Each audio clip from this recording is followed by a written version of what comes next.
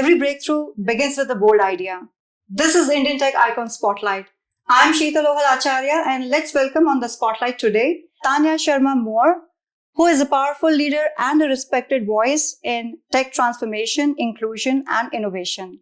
Hi Tanya, welcome to our show, and it's truly a pleasure to host you today. Thank you. Thanks for having me. So Tanya, let's begin with your career journey. From where it all started, from your very first role to now where you are currently. Yeah. Well, it's been 28 years of working. I started with my first job was in India, in Bombay. I worked for a company called CMC and then Wipro. And then I landed in Canada in the year 1999. I spent about 14 years with IBM. And then I moved over from IBM to Suncor, which is the largest oil company in Canada. Did a couple of years there. Worked for Microsoft for 5 years. And currently I'm just I'm at Accenture right now as a managing director partner and about to take some time off from Accenture. So Tanya, would you like to share your roles and responsibilities, what you have been, kind of responsible for in Accenture? Yeah, for sure. So I've been there for nearly 5 years. And as part of my responsibilities, I lead two of the largest midstream companies that Accenture manages globally. I've got a team of about 500 people across Manila in the Philippines and then few locations in India plus Houston. And essentially my role is to provide our clients with the best of Accenture, which means you look at innovating for our clients, solving their business problems through our technology teams, through our innovation teams, and really leaning in on technologies that are centered around artificial intelligence, as you know, which is all centered around harnessing the power of data. So a big role in making sure our clients are happy with our firm, and then also providing them with outcomes and value for their business. Fantastic. So Tanya, you have been in Calgary, you have been into the energy dominant city since from quite a long time. Yeah. So how do you see the companies have transformed over all these years, and how do you see the companies embracing the change in technology? It's been slow. So when you look at Calgary, it's predominantly an oil company, oil city. Now we've got some high tech coming in here, and the industry is diversifying as it needs to. But in the past, when you look at oil companies, they spend maybe 0.4% or 0.4 to 0.6% of their revenue on technology. And so they've been laggards more than leaders like banking and retail and things like that. But over time, I'm seeing the change where, yes, there's outsourcing for cost requirements and labor arbitrage, but also changes in how can they generate the power of data to really do functions like finance better through artificial intelligence, or look at Gen AI for functions like supply chain, and also really looking at technological advancements for the business of oil, which is all of the integrated oil companies. When you look at from your drilling of oil, how can you make that more efficient using technology, drill faster and better, because those are very cost intensive industries, to also the shipment of oil through midstream companies and make sure that they analyze where the product is and where it gets stuck, to finally what you see in gas stations, which is downstream. So the whole cycle of from when they drill it to how they send it out to how they finally get it to the consumer is now leaning more on technology than ever before. And I think because of which, what I'm also now seeing in Calgary, and I've been here since the year 2010, so about quite a few years now, I'm seeing the population changing. I've seen more diversity come into our city than it was before, and really the world's opening up here than before. And how do you see Calgary in next 5 years or so? And what do you see still there is room for improvement? So what exactly do you feel that those changes are still needed in the tech landscape in Calgary? I think we need more, like we talk about nearshore. We've done a lot of offshoring, but I think we could really do more with nearshoring of talent and bring in talent from across the globe to really provide the expertise that we can around knowledge of technology. I think there is stuff here. I think the University of Calgary can start doing more courses that are more related to oil and technology. And I think just the opening up of our city, like you see a Toronto or a Vancouver, they're more, I think just the channel to the outside world seems to be different from what it has been in Calgary. And I think we've improved a lot, but a little more open-mindedness to new talent and differences of thought, I think will help our city flourish more. Now, Tanya, you have led global teams. So how do you think your leadership style has kind of, changed over all these years, and how that global experience has shaped you as a leader?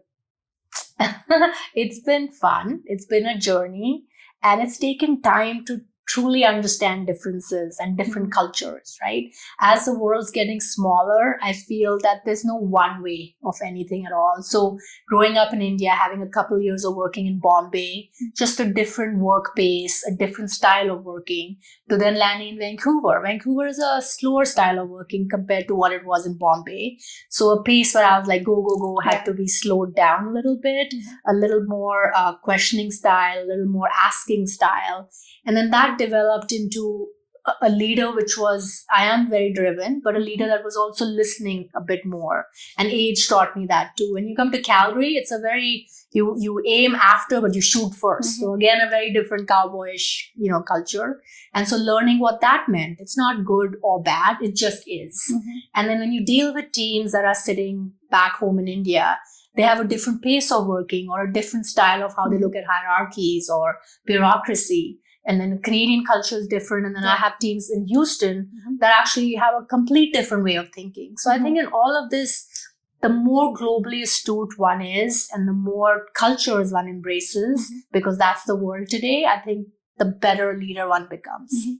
Do you had any mentor or someone, who taught you, or maybe, whom you looked at as a mentor or as a leader? Yeah, no, that's a great question. I think like I encourage even youngsters now or anybody, it's you need to have mentors, but you also need to have sponsors. So did I have mentors? Yes. Did I have people that I could go to and just, run ideas by and ask them if I was on the right track? Right through my career in IBM, I had a lot. In the 14 years that I was there, I think I had mentors for different stages of my career. And when I learned what I had to from the mentor, a good mentor always said, I've got nothing more to teach you. And then you go find the next one. But in addition to those, I also had sponsors that didn't really spend time mentoring me, but spoke about me behind me in closed rooms and boardrooms. And that helped me with my growth. And I think everyone needs mentors of even family members. For example, my husband is a mentor and a coach, and I can run thoughts and ideas by him and say, am I on the right path? Or I phone up like my parents and ask, or friends. I think it's just across the board. So when people think a mentor is just in your work, I think it's beyond. It's family. It could be, my daughter. These days I write articles or things, and I'm like, how would a Gen Z or a whatever generation she is, and I forget the alphabet soup here, I ask her, how do you look at this, right? Because I would probably look at it differently, and her perspective is completely different. So I think the long answer to your short question is it's mentors, it's sponsors, and it's just anybody. Tanya, what according to you are the core values that, every leader should have? That's a great question. Leadership is not taught, right? So there's no right or wrong answer. But for me, listening, really listening to the team, getting a pulse of what's going on, caring for them. They should feel nurtured and trusted, and then helping them grow, creating the next set of leader and creating them because you want them to be better than you.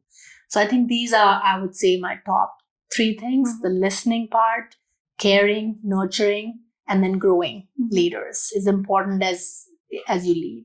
And those are all wonderful qualities. Then talking about teams, how important it is, or how important empathy plays a role in any leadership style. I've been talking about EQ and emotional quotient for a very long time. Usually when we hire people or promote people, it's about their IQ, and we say, intelligent, great developer or a great strategist or a great whatever, and you promote them. But over time, you realize that's one piece of it. Emotional quotient, or truly trying to put yourself in the other person's shoe, I think generates that much more power from these individuals that you lead to do more for you, for the client, for the company. And that's easier said than done, because it's not as easy to feel what someone else is feeling. And most of our companies have become about just, this is the rule, follow it. But I feel if you can be more empathetic and really listening, you get a lot more out of people in terms of followership and really doing what's right. Yeah, I think that's a great perspective. Now, Tanya, talking about women leaders in tech, we do not have, not just like here in Canada or Calgary or, across, right? Mhm. We don't see much of the women leaders in tech. Yeah. So what are your thoughts about that? I'm concerned about it. I've been working for about 28 years, and I'll say I started with concern because I still feel we can do a lot more. Mhm. Have I seen things done? Yes. So when I joined, Wipro in the year 1997, I think it was, there were very few women leaders, and a few of them dropped out when they had children or Mhm. dropped out when life things happened to them. But over time, I've seen in companies like IBM, Accenture, Microsoft, wherever else I've worked over time, that women are coming back after Mhm. they've had children. And why is that? Because they've got the flexibility to work from home. Right. They have, more helpful partners. They have parents that help them out, spouses that can do more. But I think in general, especially technology seems to be a man's world. Mhm. And I think we can change it by encouraging women to just be themselves.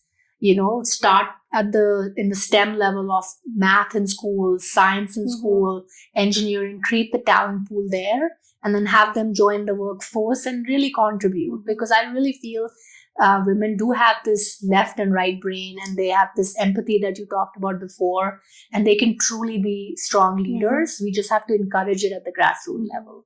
Absolutely. You talked about flexibility. Yes. We saw that flexibility at work during pandemic. Yes. So what pandemic taught you, both personally and professionally? That's a good question. First of all, it was the scariest thing ever, right? Like, I couldn't imagine something like this could happen, and the world wasn't prepared for it, Right. just working from home. So one thing I realized is I did land up working so much on these Teams calls that it was literally back to back with no break, because you were trying to compensate for, just being there. Mhm.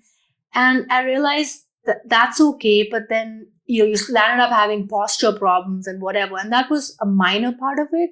The bigger part of it was when you saw people that you knew Mhm. dying, that you couldn't go see, or things change your perspectives on. Mhm. Work is very, very important, but I think there's a life in addition to work that's equally important, and that was what I got out of Mhm. COVID. Now I think the world's starting to forget it. Masks have gone, and we are Right. traveling everywhere and doing what we had to. Right. But I think it brought home that Mhm.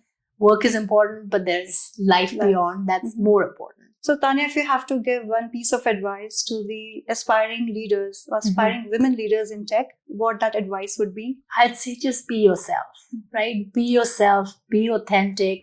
Don't try and pretend to be Mhm. someone you're not, because when you're yourself, you're going to be the best of yourself. I tell so many women that be yourself, work hard, and then lean in, right? Mhm. Like, I think a few women will step back, give someone else their glory, or not even ask.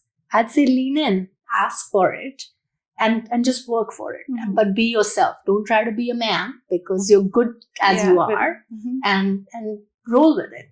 So, Tanya, now let's go beyond your tech and titles. Let's talk about Tanya, who was like not into tech. Yeah. Let's talk about your childhood.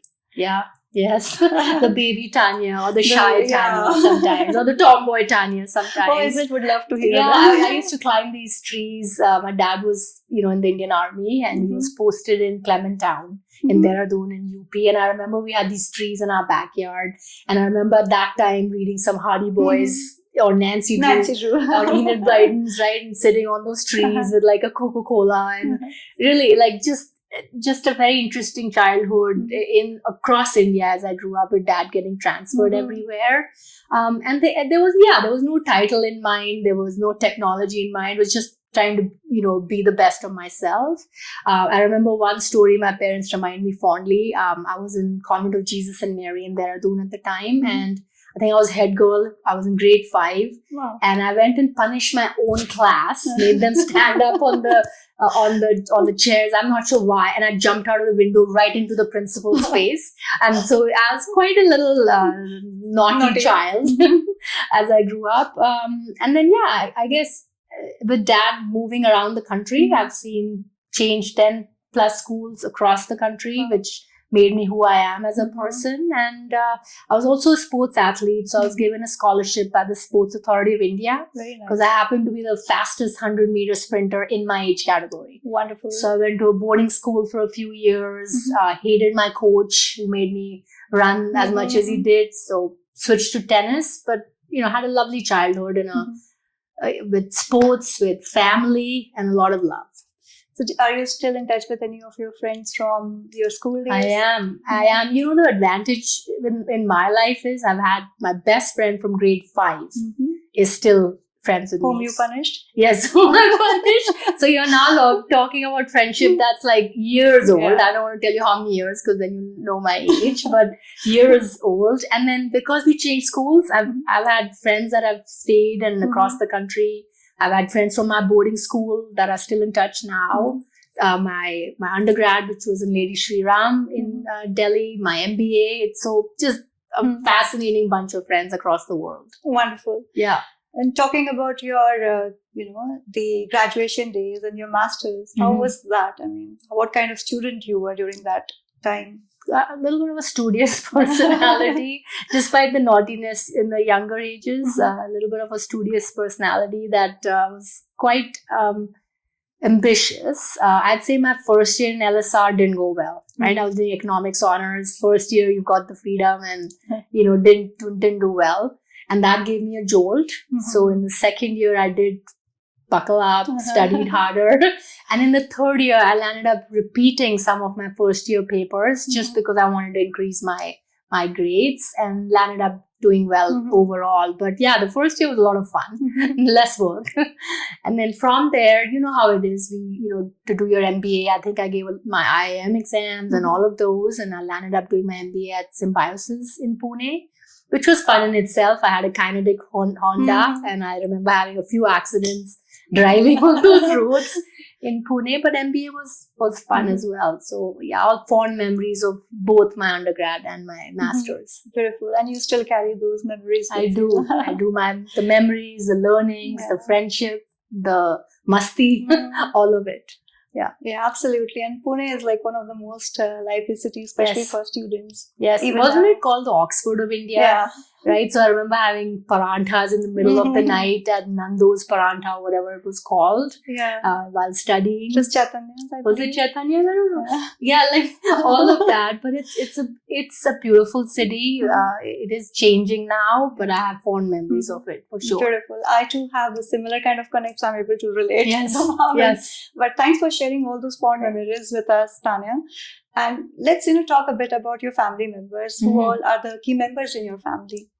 Well, my father and my mother, and then I have a younger sister, Natasha. I think dad and mom were quite influenced by Russians, the Russia and India era of Raj Kapoor and all of that. That's why I'm Tanya and she's Natasha. And so we were a family of 4. We did spend time with both grandparents growing up and, lots of Alfonso mangoes in Pune, and my mother's from the hills, so lots of visits to Shimla and Dharamshala and Kulu Manali and all that.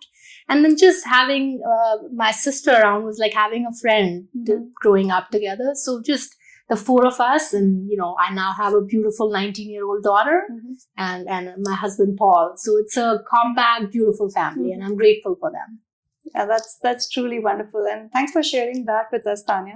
Now let's talk a bit about your hobbies. You mentioned that time like you used to play table tennis. Running was lawn tennis. Lawn tennis. Oh, lawn tennis. Like I had a big court to play on. Yeah. So do you still get time, like out of your busy schedule? Do you still get to play something? What I do now is started doing half marathons. So I've done 2 half marathons, both in Disney. And so my first one was 2 years ago. And it was actually a 5 kilometer on a Friday, a 10 kilometer on a Saturday, and then 21 on Sunday. Wow. And it's been 2 years since I've done 2 of those. I've got a few more races coming up. I'm just doing the Stampede race on July 6th. And then I've got Melissa's run in Banff, another 10K there.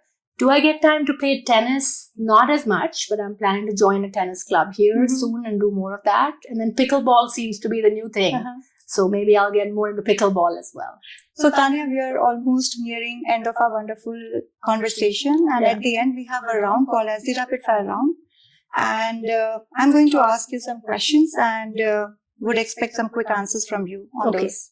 If I can answer them fast enough, but sure. So your first question, what's more challenging, leading transformation or finding a good parking spot at conferences? I cannot parallel park, so parking spots always.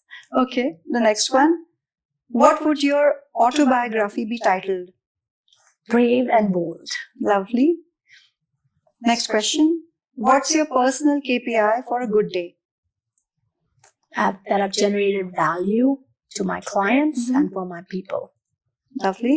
The next one, what's one outdated business ritual you would love to disrupt? Meetings are a heck of meetings. Good one. Next one, not related to work. Yeah. Sweet tooth or spice queen? Oh, I can eat sugar all day, and especially Cadbury milk chocolate from England. Wonderful. Yeah. So you have a sweet tooth. Okay. Yes. Would you rather explore outer space or the deep ocean? Oh, outer space. I'm scared of water. Okay. The last one. Yeah. What's your favorite travel memory? I loved Rome. I Mhm. loved checking out all the fountains in Rome and just walking and finding fountains and finding another one. And that was just amazing. So thank you so much, Tanya. It's been lovely talking to you, and thank you for sharing all the valuable insights and your childhood memories with us. Thank you so much, and thanks for your time. Thank you for having me on your show. Wonderful. Thank you. Bye-bye.